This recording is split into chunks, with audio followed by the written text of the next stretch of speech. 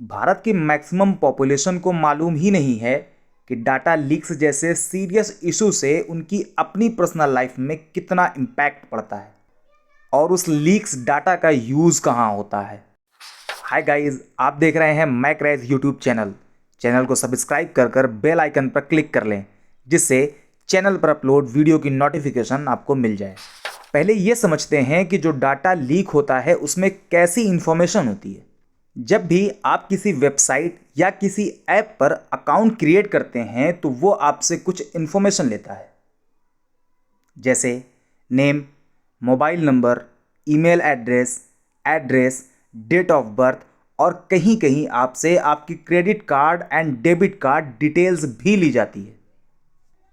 और ये इन्फॉर्मेशन हम बड़ी आसानी से उन्हें दे देते हैं।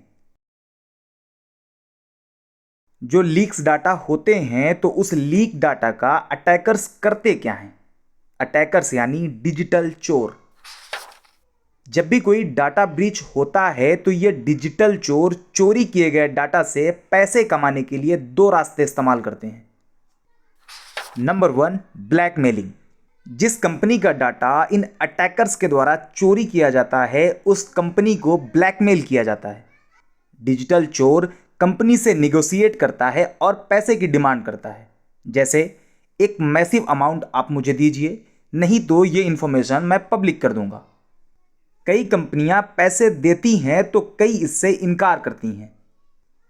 और इनका दूसरा रास्ता होता है चोरी किए गए डाटा को बेचना।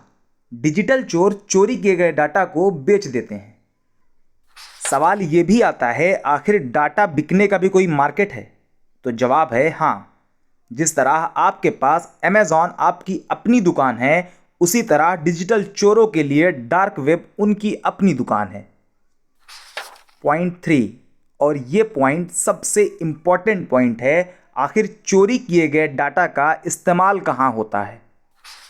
अक्सर आपने देखा होगा आपके फ़ोन में इस तरह के मैसेजेस आते हैं।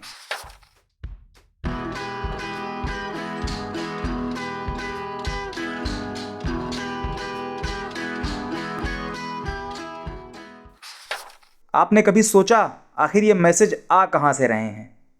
नहीं, हम भारतीय हैं, हमें फुर्सत ही कहाँ हिंदू मुस्लिम, गाय गोबर, मंदिर मस्जिद, शमशान कब्रिस्तान करने से। मस्त है ना मस्त। इन मैसेजेस को भेजने वाले के पास आपका नंबर इसी डाटा लीक्स की वजह से आता है। ऐसी कंपनियां आपका डाटा खरीदकर मैसेज भेज कर आपको तंग करती हैं। ये कॉमन यूज है डाटा का। जबकि अगर किसी के पास आपके ट्विटर, फेसबुक, इंस्टाग्राम जैसे प्लेटफॉर्म का ईमेल और पासवर्ड होगा तो वो आपके अकाउंट को एक्सेस कर सकता है और अपनी मर्जी के मुताबिक कुछ भी कर सकता है। डाटा लीक्स का सबसे घातक इस्तेमाल वहां होता है जब आपकी क्रेडिट और डेबिट कार्ड डिटेल्स लीक होती है।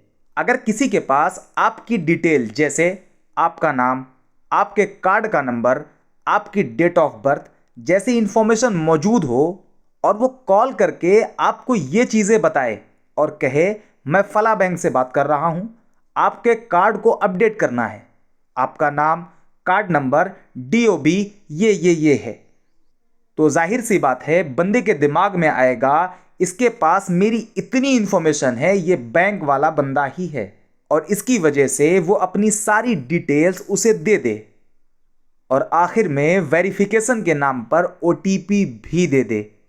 बस खेला हो बे, और हो गया खेला।